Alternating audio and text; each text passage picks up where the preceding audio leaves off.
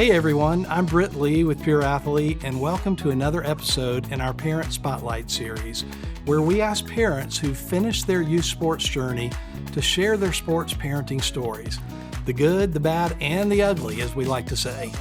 Our hope is that you'll connect and learn from some of these experiences, and it will help you as you parent your kids to be successful both on the field, but more importantly, off the field. Today, we'll be talking to Todd Peterson, whose son Zach recently completed his college football career. He won a national championship at the University of Michigan. Todd's story is a little bit unique in that he spent 13 years as a kicker in the NFL, where he also started a successful business with his wife Susan that they still run today, and together they've also been at the forefront for many years in making an impact locally and globally in numerous ministry areas. In the midst of all of that, they raised two great kids, Zach and Hannah. Now, like all of us, balancing all those activities didn't come easy for Todd and Susan, and we want to explore that today with Todd. Hope you enjoy. Todd, welcome to the show. Thanks so much for being with us here today. Well, it's my joy. I'm excited to be with you. Well, it's going to be an interesting conversation because, we could spend all our time talking about your youth sports story that grew into an NFL career. But today we really want to focus on you as a dad. But to do that, we do have to provide some framework and some context. So I do want to spend the first 10 minutes or so hearing a little bit about your story. I mentioned in our intro that you spent 13 years in the NFL. What I haven't mentioned is what you've told us off camera, and that you never expected that to happen. So tell us a little bit about, growing up and how you got into football and kicking and where that took you. Yeah, it's an amazing story, I think. It's a beautiful picture of grace, which is unmerited favor. I didn't deserve it. I didn't earn it. My head coach at Georgia didn't even realize I got drafted. I grew up in a great family. My dad was a career Air Force officer. We were very supported by our parents. I had one sister. She passed away a few years ago. I didn't kick a football till I was 15. Wow. So I'm not a proponent of Johnny needs a private coach when he's 3. I think if you are given God-given talent, it's going to manifest if you invest it wisely, and it's going to pay off in the long run. And I played soccer growing up. We lived in England a few years. We moved around, like I allude to, with my dad's career. And so it was a really strong foundation for ultimately becoming a kicker. Kick a soccer ball a lot. Yep. You maybe can kick a football. Very different, by the way. But God had a plan for my life. And I think over the years, I began to see that play out. In fact, it probably built my faith because I realized a lot of things that were happening I didn't do. And so by the time I was a freshman, sophomore in high school, soccer was my love. I was in a private school down in South Georgia. My dad was at an Air Force base down there. And the school decided to drop the soccer program. And this town that I was growing up in is kind of the high school football capital of the world. Valdosta, yeah, Georgia. Yeah. And Wintersville, USA, title town. I got to give it a little plug there.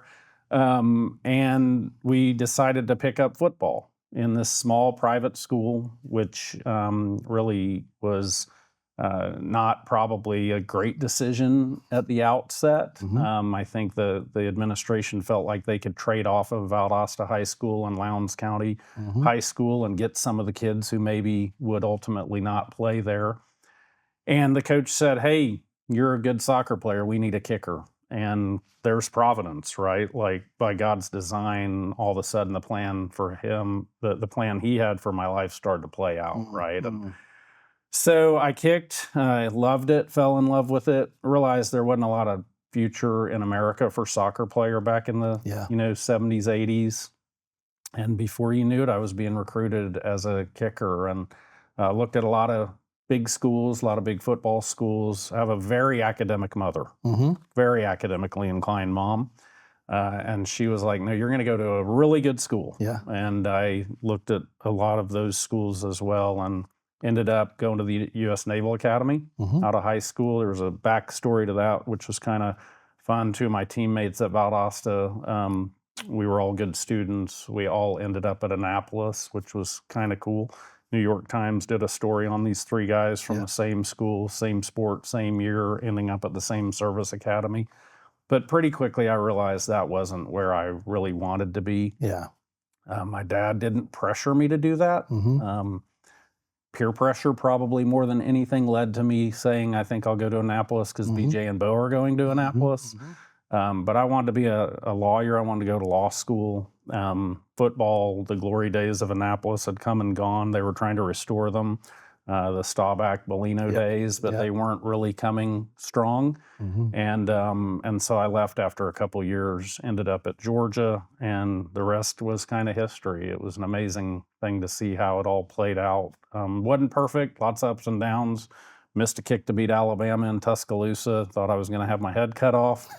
But God restored, and I ended up having a great senior year and then having the NFL become a reality. Yeah, the SEC is a little different, right? It's different.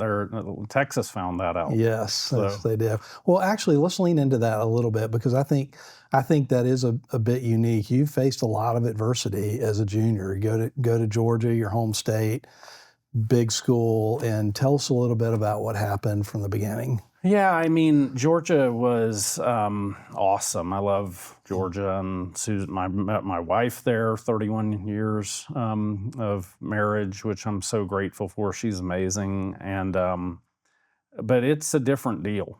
Kicking in Athens is different than kicking in Annapolis.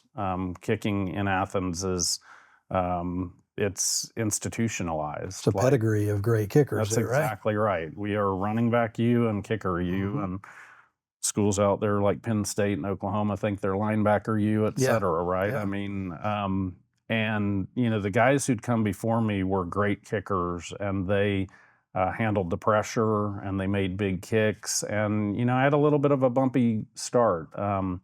I was redshirted when I transferred because of the ineligibility back in the day. I was coming behind John Casey, who's a dear friend and became a great kicker. And my first few games weren't all that rosy. I made a couple kicks, missed a couple kicks, ended up really kicking extra points and kicking off my first year. Just crazy. It's insane. That doesn't make a lot of sense, but that's what the coaches decided is I'd kick extra points and kick off. And then we had a young guy take the field goal job from me about 4 or 5 games into the season. And then he got mono the next summer. And we ended up having a walk-on soccer player end up being the field goal kicker with me kicking extra points and kicking off again. I'd had a really great spring. I thought I kind of earned my job back, but the Cannon Parkman, the guy who was kicking field goals, had done a good job as a freshman. So we went into the season kind of as we had ended the prior season, him kicking field goals, me kicking off and kicking extra points. And he got sick, and this other guy ended up missing a kick to beat Tennessee. And before you knew it, I had my field goal job back because Cannon was sick. And it was an unbelievable next 10, 11 games. I mean, I just can't even rewrite. I couldn't write a better story for me personally. The way it played out. Made a ton of kicks, made some big kicks, hit a long kick at halftime against Florida to keep us in the game, and really had it be a storybook kind of fairy tale senior year. Yeah, that's awesome. Going back to your junior year and facing that adversity, I mean, we kind of ran through it quickly, but how hard was that when you were the starting kicker, you missed an important kick? Or two, and now all of a sudden that job's gone. Yeah, I mean, it was humiliating. Yeah. I've had some wise older men tell me that you don't really learn what humility is until you've been humiliated. And so I figured out what humility is. And it breaks you, right? Like Annapolis as a plebe breaks you. This is a different kind of breaking, right? They're going to rebuild you there. This is the thing that kind of ruins your life unless you have some grit in you and you bounce back and you're willing to grind it out. And so as an athlete, when you fail, the whole world sees it. Yeah. Especially at this level, right? And to be in Tuscaloosa and to miss this chip shot kick We're 0-0 in the third quarter. They're the best, defense in the country. We're arguably the best offense in the country. We make that kick, we probably win 3-0. Mm.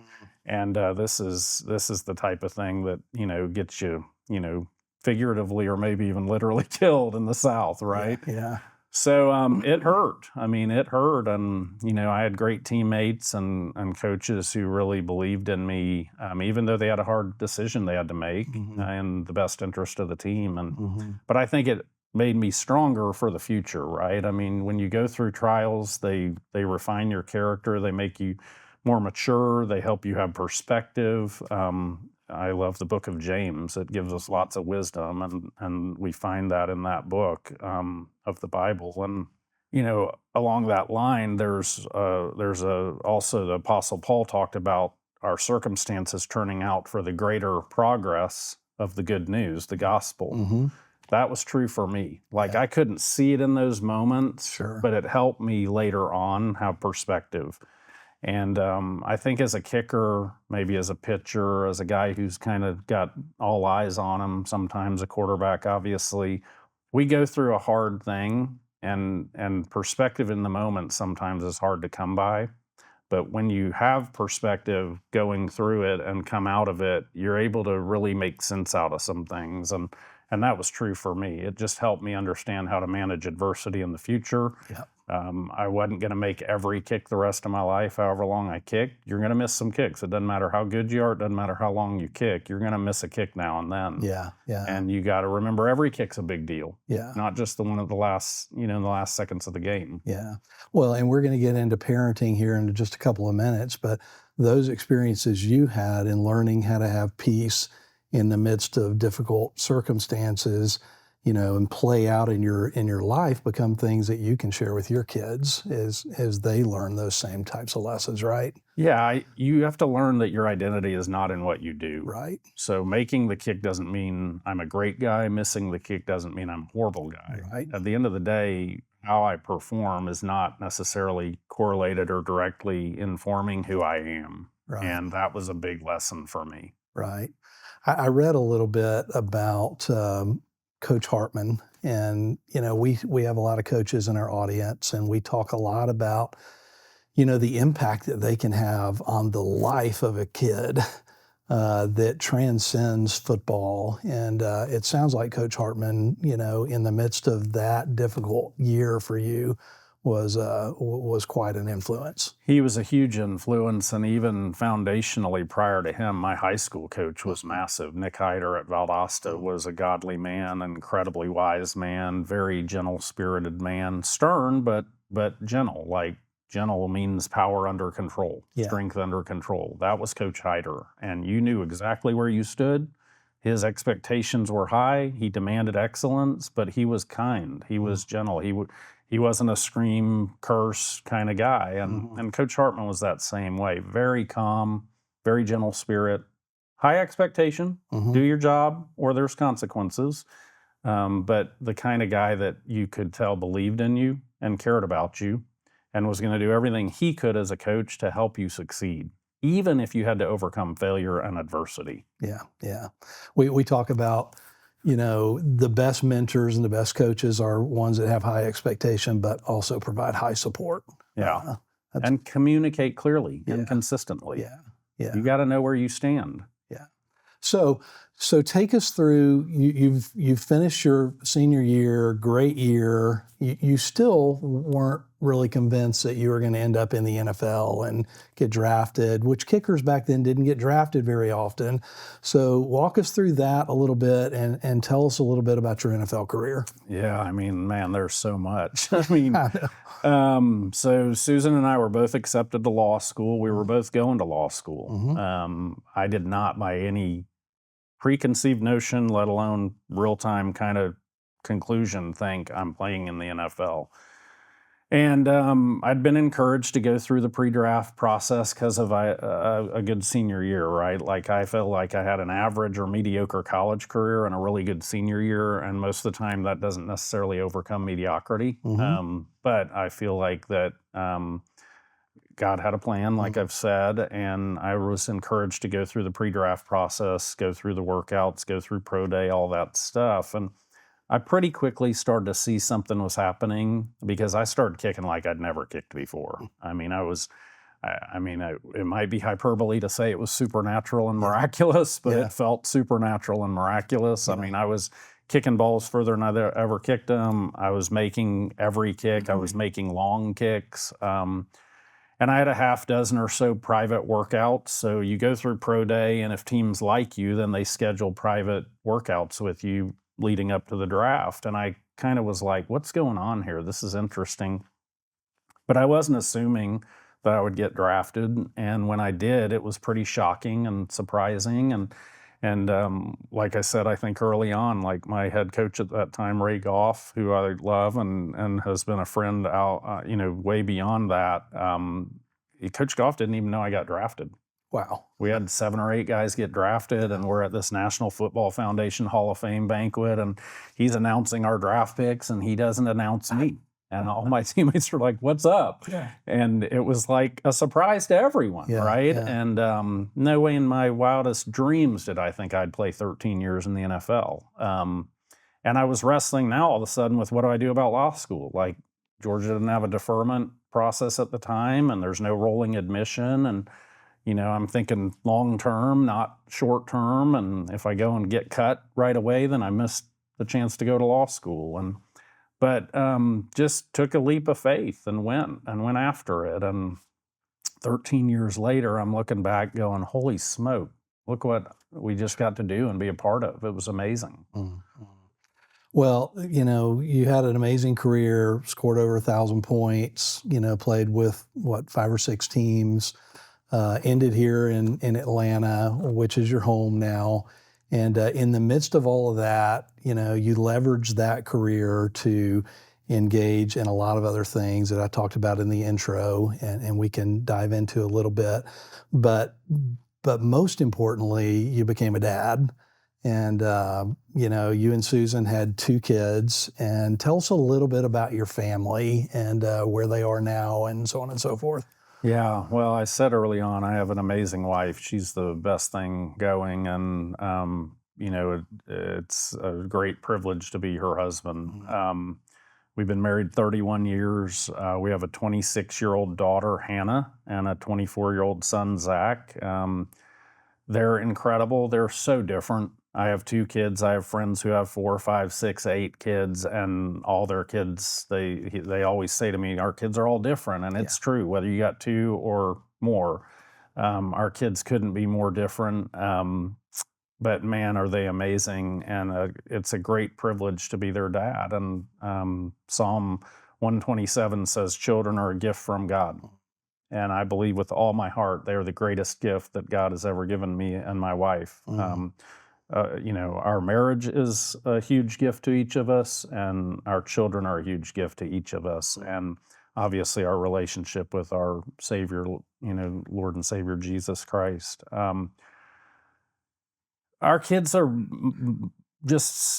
they're incredible. I don't even know where to start. Like, our daughter works for the United Nations. She lives in Africa. She leads the school feeding program for the World Food Program for a country in Africa, in the Horn of Africa. Her heart for the poor, her care for people, her selflessness, her desire to put other people's interests before her own. Brilliant and using all of her capacity to serve other people. There could be nothing that makes you more proud as a parent than to see your kid care about other people and to actually make a difference in the world. We live in a broken world, and it's falling apart, and all you got to do is watch the news for a couple minutes, and there's evidence everywhere. But she is giving everything she has to see the world become a better place, and that's not cliche. And then Zach, very different. They're like opposite ends of the spectrum. She's very, very academic, pretty studious, and really, really thinks that way. She swam, she ran track a little bit, she was a cheerleader. But he's like the consummate athlete, like willing to pay a price like a gladiator, right? Like willing to literally have pain be his middle name to accomplish something physically. And has had a great run as a football player. Played 6 years of college football, just finished playing at the University of Michigan, won a national championship, was a special teams player. He's a big receiver, but he made his living playing special teams. Just a grinder, was willing to do the dirty work, was willing to block, was willing to stick his head in there, stick his nose in there, not scared of contact, selfless, a lot of humility, consummate role player. Played in all their biggest games, was special teams player of the game, and a big game last year, got game balls against Ohio State, a couple of the other big games, and man, just couldn't be more proud of how he has understood what team means. So many people in this world, so many kids in this world think they got to be the center of attention. And he played on a team where there were some dudes who are remarkably talented guys who are the center of attention. And he was willing to not need to be the center of attention. And he was willing to kind of just play his role and help that team be one of the greatest teams in history, 15-0, dominant down the stretch. They didn't have to throw the ball against Penn State. They ran the ball 31 times in a row to beat Penn State in Happy Valley. That's called a football team. Well, cool. Well, we this is a sports show, so we could do a whole show and talk about Hannah, because from the little bit I've learned off camera, there's a lot to talk about there that's really cool. But we want to spend kind of the balance of our time leaning into the sports side of the equation as a sports dad. And I just want to begin by, we talk a lot to parents about their sports goals for their kids really should fall up under an umbrella of what are your parenting goals. And your kids are grown now. And you're seeing things in your kids that are great things that we all want to see in our kids when they grow up. What were you and Susan's parenting goals, and how did those sports goals play into that? Yeah, wow, great question. Pretty early on, we read a book, Shepherding Your Child's Heart, by a guy named Ted Tripp. Yeah, phenomenal book. And I might have read the Cliff's Notes version, and Susan underlined it 100 times. And she was teaching me how to shepherd our children's hearts. But we really believed in that concept and the principles in that book.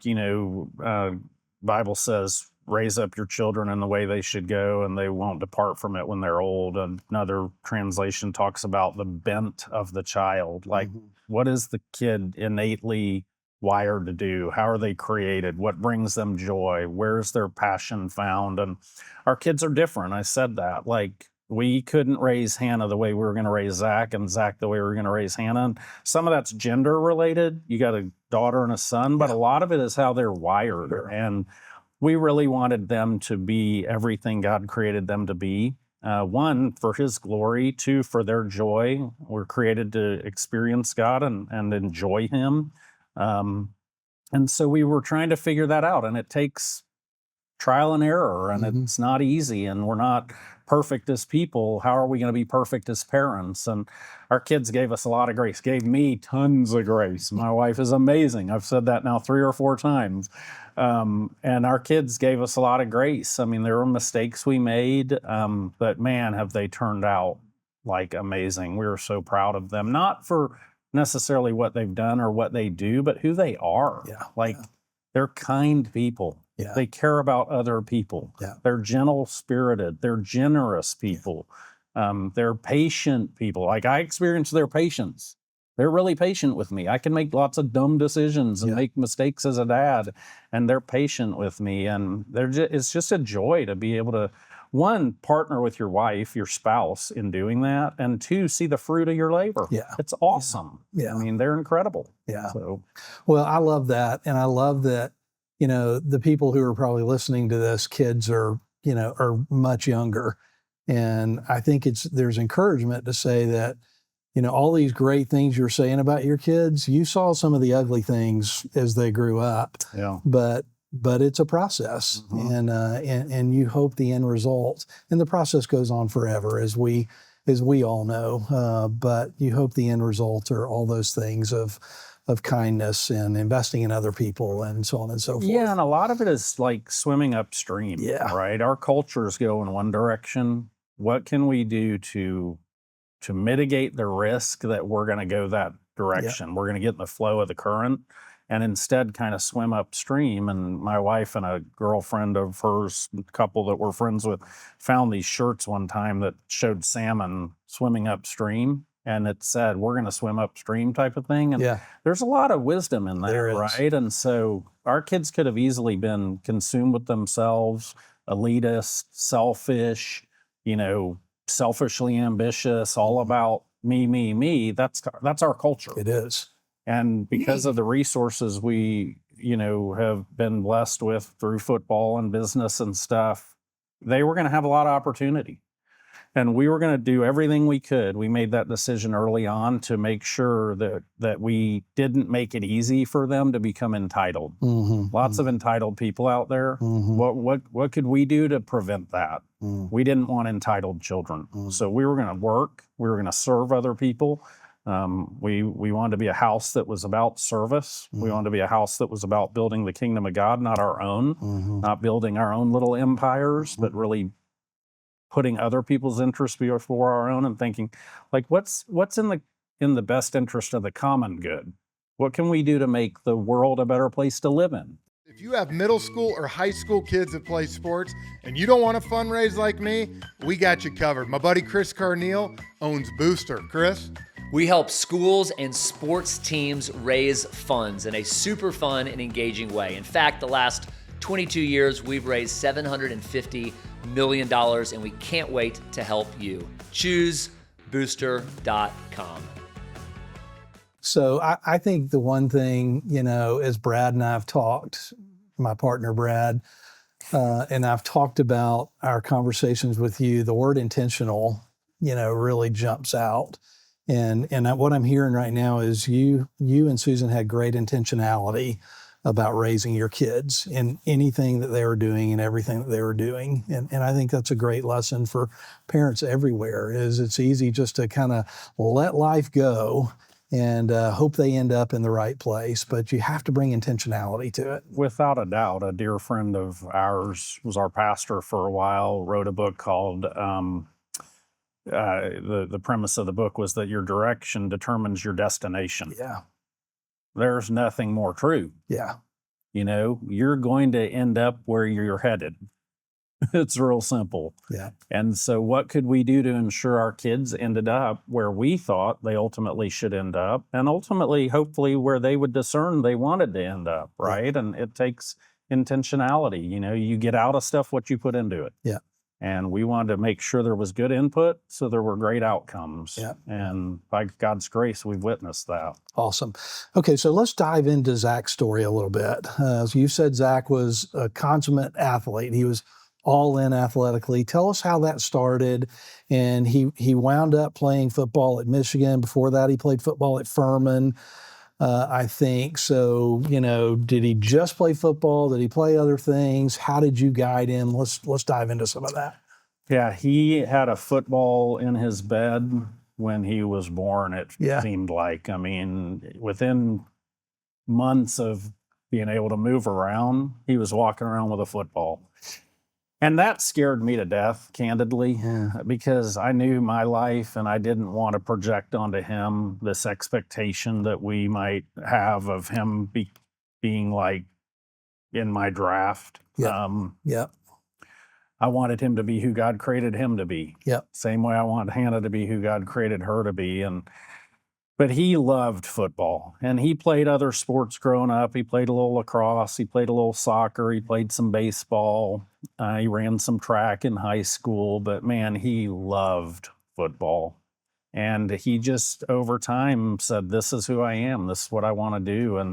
And so, he ended up being recruited out of high school and having a few opportunities. Made a decision to go to Furman, signed a scholarship to go to Furman. He was a little bit of a late bloomer physically. We didn't hold him back That's been somewhat of a philosophical debate we've had in our family over the years. We believed at the time God was leading us to not hold him back. He's a May birth date, and so we could have pretty easily.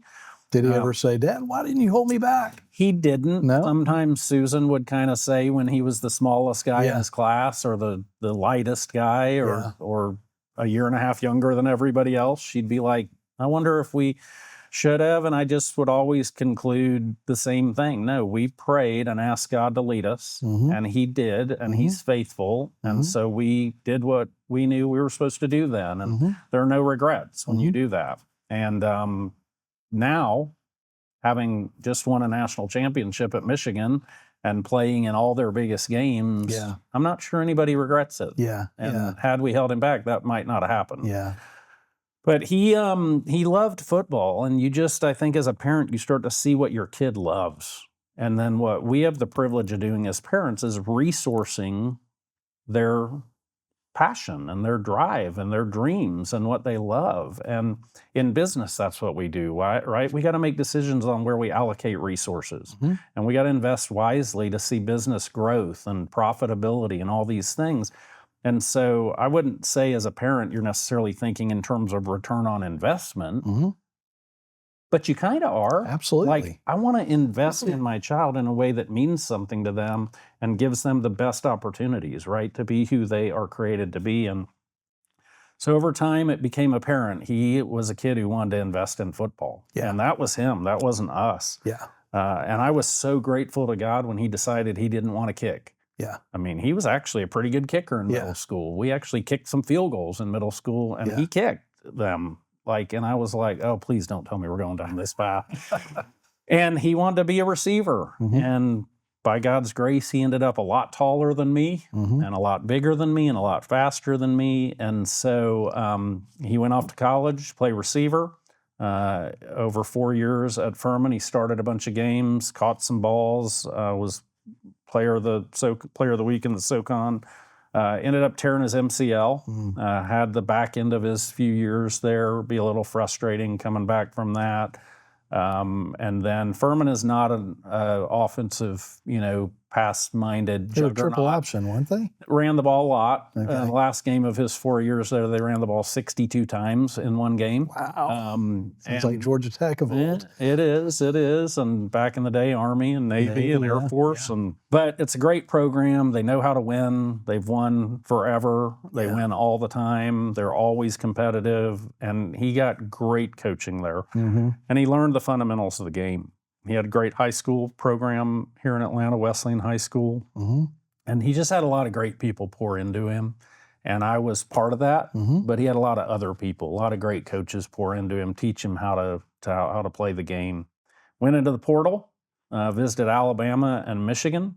I don't think anybody would have seen that coming. A kid from Wesleyan, just a late bloomer, right? And he ended up having these 2 visits at these 2 perennial powerhouse programs, and fell in love with Ann Arbor when we were up there. And they were really honest with him. They said, "We think you can help us immediately." It was kind of the same story at Alabama. "We think you can help us immediately, play special teams immediately. You're going to fight like crazy to get reps at receiver." Both teams super deep, but he really felt, as he prayed about it and thought about it, I'm supposed to go to Michigan. And he ended up doing that and had the greatest 2-year ride I can imagine. The coolest thing about the University of Michigan story last year was 71 guys got baptized. Wow. So what happened on the field and what was happening inside the team, in a sense, those things were very correlated. There was a lot of maturing in young men's lives. There was a lot of purpose being called out in young men's lives. Guys were rising up into kind of a moment in time where they had a chance to do something really special as a team, not a bunch of individuals. And I think all that was creating just a super, super unique situation, and they were dominant. Yeah, that's really cool, because that's not a story that's reported very much.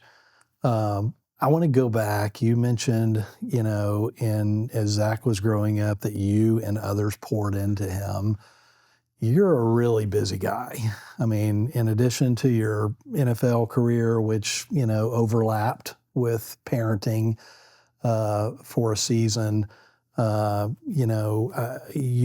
and your wife are involved. I mean, I don't mean just involved. You're at the forefront of some major ministry areas, have an impact around the world. You helped start a really big church here in Atlanta.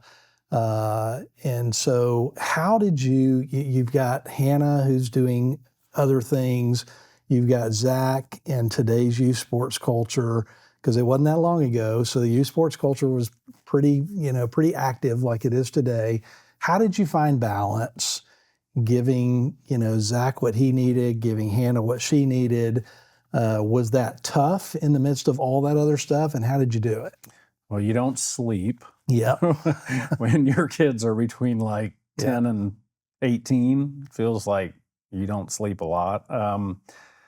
Again, I don't want to beat a dead horse or sound patronizing, but my wife is amazing. Mm-hmm. And she created a system for our home that just was not going to be compromised. And we had dinner most nights as a family.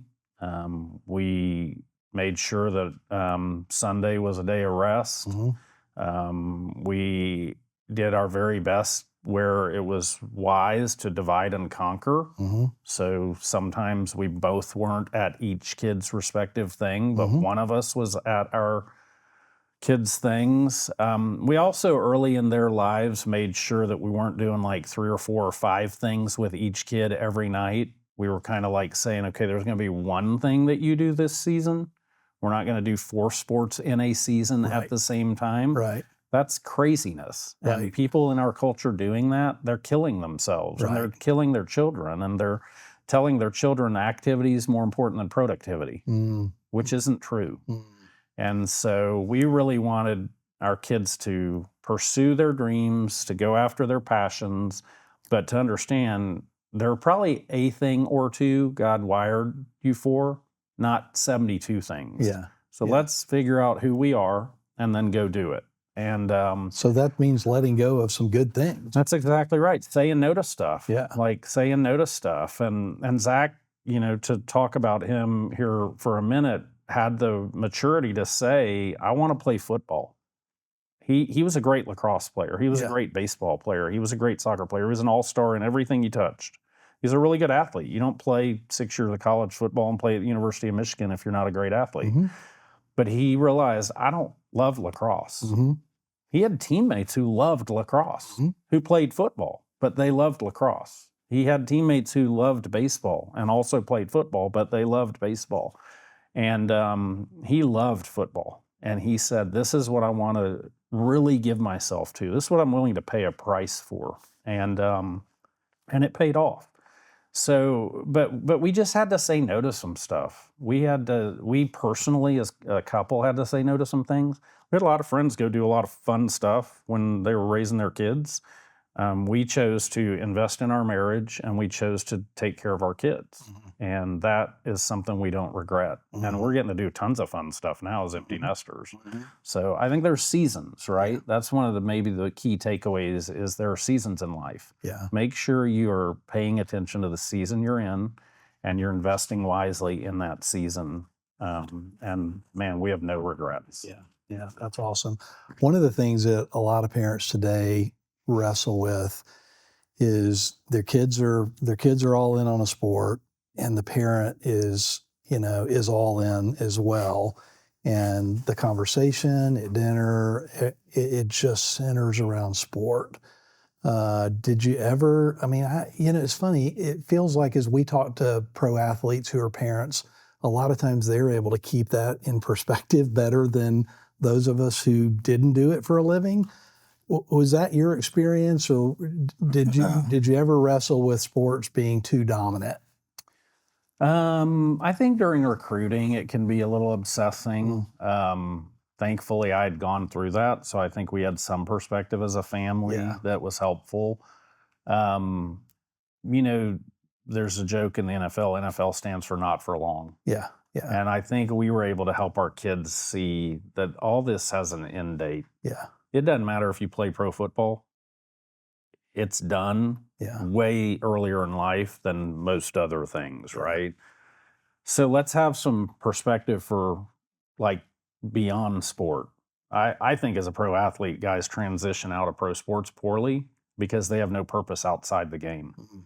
So we tried to cultivate in our children purpose beyond the game, right? Especially in Zach. Mhm. Like, hey, buddy, football will end. Mhm. Let's talk about what you want to do in grad school. Let's talk about what you want to do when you're done playing football. Maybe you'll get the chance to play pro football, but guess what?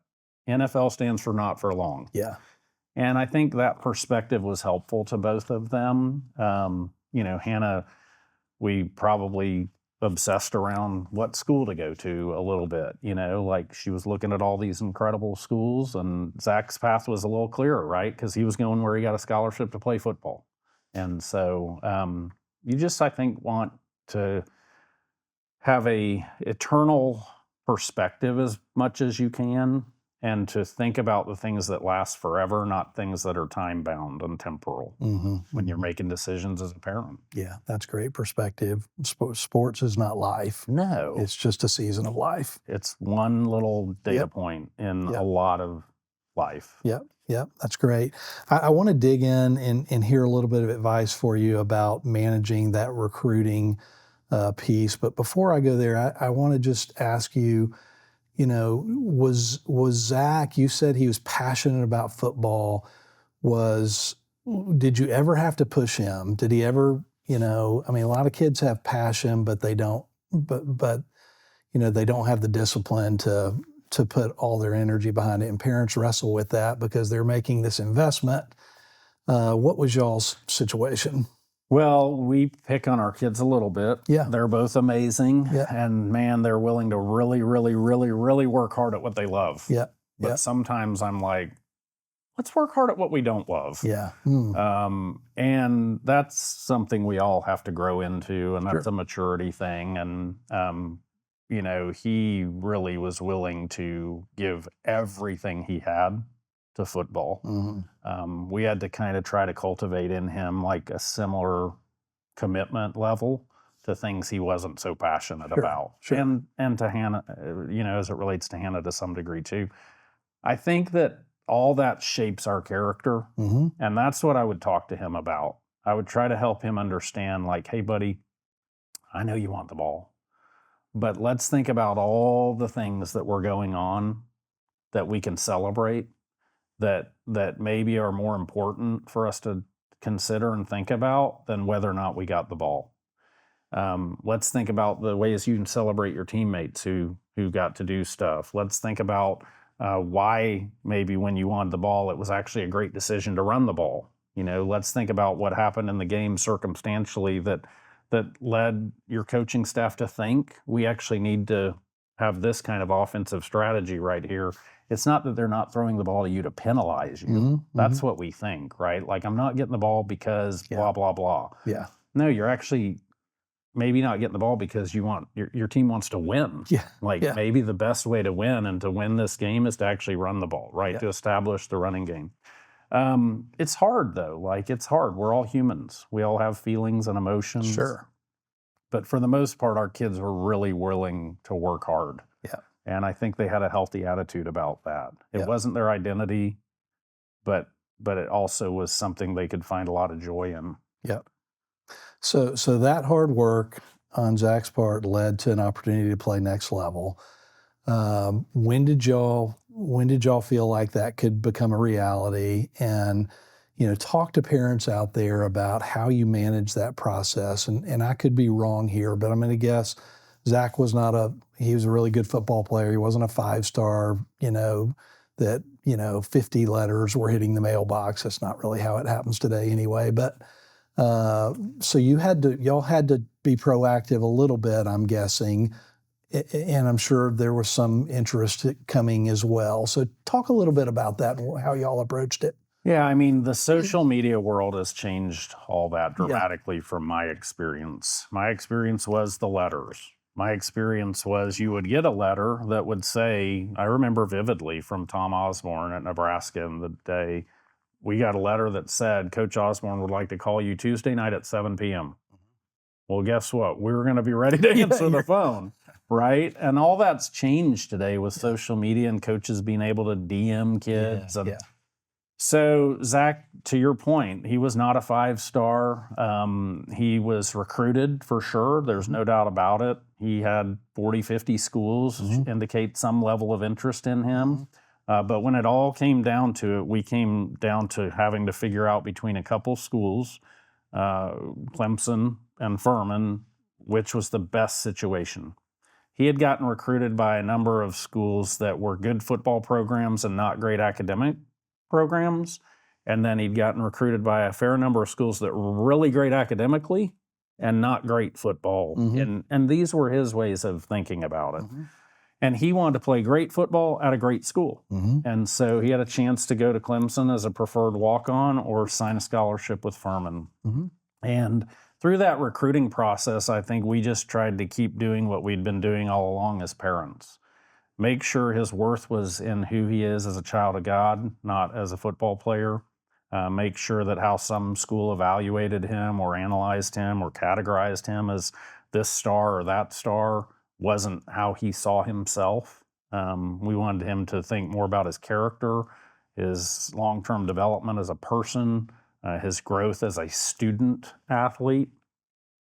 Sometimes we forget the student word in front of the athlete word. A lot of These kids are going to school to study and to learn and to actually get qualified in some way to go be productive citizens in this world and contribute in society and industry. And the sport thing, the athlete thing runs its course eventually. And I think he did a really great job of that. He ended up saying, I'm going to go to Furman because I believe I'm making a decision for 40 years, not 4. And he knew I might play at Clemson. I might never play at Clemson. He was a late bloomer. He came out of high school 5'10 and a half, 5'11", 160 pounds. Today he's almost 6'2", 200 pounds. And so what happened over the 4 years at Furman is actually why he ended up at Michigan. But that wasn't the case when he was 16, 17 years old. So I think a lot of it's about identity. A lot of it is about what your interests are off the field. Like I would say to him, hey, buddy, if football ended the day you got there, are you going to be happy at that place? That's really important because it could end. You could shred your knee. You could blow your shoulder out. You could get a couple concussions back to back in a few week period, and the doc could say, you're done. Are you going to be happy there? I think that's the key to the decision. So, yeah. Well, it was a good decision that led to, another opportunity. Crazy story. So it really is a crazy story and a really neat one. We never know, what our kids' stories are going to wind up. So those become fun as parents for us to shepherd and to guide and to speak into. But ultimately, our kids, write their own stories. Yeah, he had a real sense he was supposed to go to Michigan, and the irony of all that is a few months prior to that, when he went into the portal, he was talking about going to all these amazing, crazy academic schools with great football programs, Stanford and, Duke and Northwestern and all these places that have phenomenal MBAs. And I was like, hey, buddy, you need to look at your grades at Furman and understand you're probably not going to go to Stanford. Yeah. And we need to look at like some big state schools. And I was thinking like, let's go to Kentucky or Tennessee or Ole Miss or wherever. And he's like, well, I think I'll just go to Michigan then. Yeah.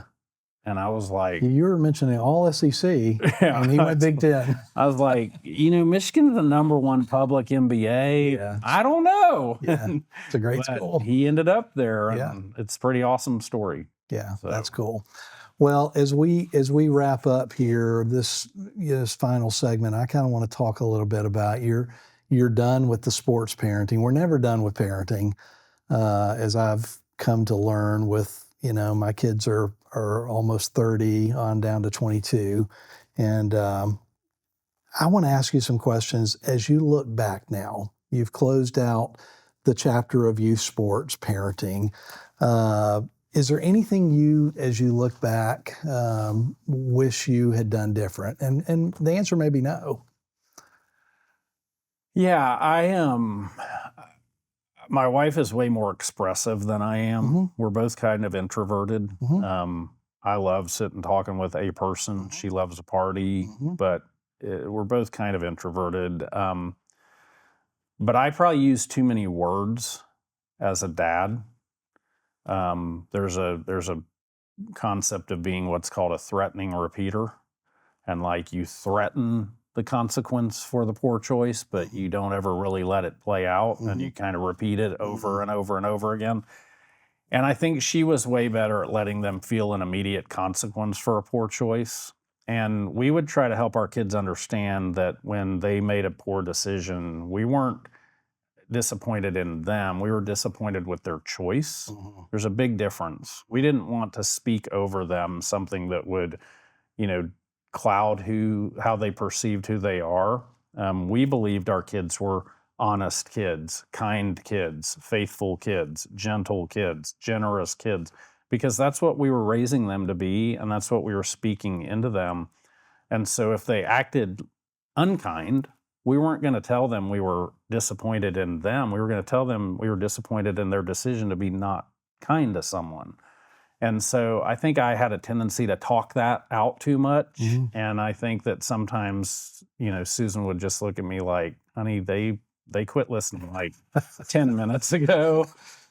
And that is one thing I would change. Yeah. I would rather go back and say, hey, you were unkind, so the consequence is you're not doing anything fun Friday night. Yeah. Done. Yeah. Let them feel the consequence. Yeah. That's important. Yeah. There's a consequence to poor decisions in life. Yeah. And if you don't feel it when you're 11, then you got to figure it out when you're 16 or 19 or 28 or 42. Yeah. And I don't want them figuring it out at 42 or anywhere longer than it has to be. Yeah. So, and then I think probably, we were joking earlier, like make sure they work at what they don't like. So like both of their schedules are crazy. That's the reality of our culture today. Kids have insane schedules and parents have to help them create boundaries around time. You don't want to be insane. So say no to some stuff, but have them figure out what it's like to work hard at something and work with all your heart at something you don't really love. Because that's a part of life. There's a lot of my life where I have to work hard on stuff I don't necessarily love. But that's called maturity. There's some humility wrapped up in that. And so, like, we're going to go spread a little mulch, guys. Dad, I'm tired. My shoulder hurts. I played, 5 quarters last night. The game went into overtime. I played 3 positions. I don't care. Yeah. Get your butt out of bed. We're going to go spread a little mulch. Yeah. Yeah. And I think that's good for our soul. Yeah. It's really good for our character. Yeah. Yeah. And so we probably didn't do quite enough of that because we were like, well, it's true. He's exhausted. But our kids are amazing. We are so proud of who they are and what they are doing with their lives. And again, I couldn't have done it without the most amazing wife. Two final questions. One, as you look back, what was the best and most rewarding part of youth sports? Because I think as we get away from it and there's perspective and we have fun in the midst of it, but a lot of parents are wrestling with stuff right now. It's just hard.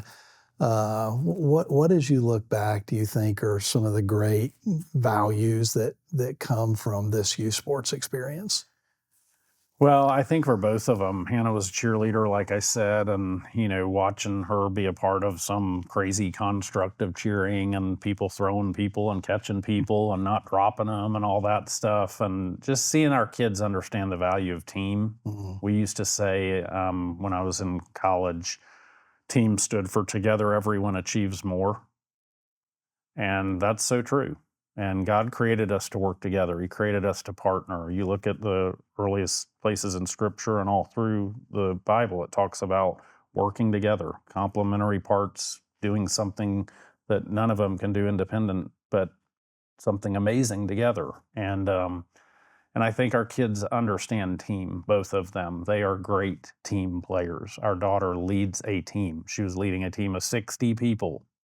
None of them can accomplish independent of each other what they can accomplish together. Her organization, her UN agency, feeds 160 million people. She can't feed 160 million people, but a team can. Yeah. And so I love their high value on team and being a team member, a team player, a teammate, helping other people achieve their dreams and rise up into who they've been created to be. And then I think both of our kids really understanding humility. Like, that's been a really amazing thing to witness. It takes time. It comes easier to some than others. Sometimes you got to get knocked around pretty good before you get it. Sometimes you got to be humiliated in order to understand humility. But I appreciate their humility. They're really, really humble people. And then I think that they both learned excellence. And I have a high value on excellence. I do not tolerate mediocrity. The world is best when people are committed to doing what they do with excellence and then helping other people do what they do with excellence. And my kids value excellence. They don't, they dot I's and cross T's, and they pay attention to detail, and they're willing to work hard to achieve excellence. And so I think all those are great things that come from playing sports as a young person. I mean, it's been awesome to watch. Well, Todd, I really appreciate you taking the time to spend with us and sharing your story. Congrats on where both of your kids are. They're making an impact today in the lives of others, just like they've seen their mom and dad do throughout their whole lives. And we just really appreciate you opening up and sharing your heart with us. Well, it's been my privilege, and what you guys are doing with Pure Athlete's amazing, and it's so needed in our culture and society. It's a big, big win for people. Well, thanks again. Yeah, appreciate it.